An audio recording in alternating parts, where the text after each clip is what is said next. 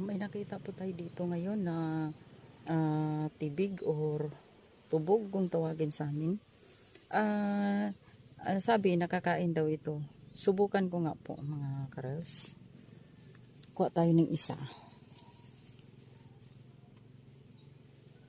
Medyo hilaw pa siya mga karels.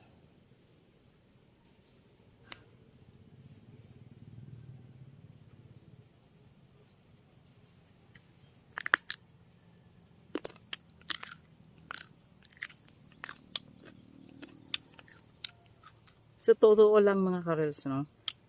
Lasang bayabas. Masarap, mapakla. Lasang bayabas.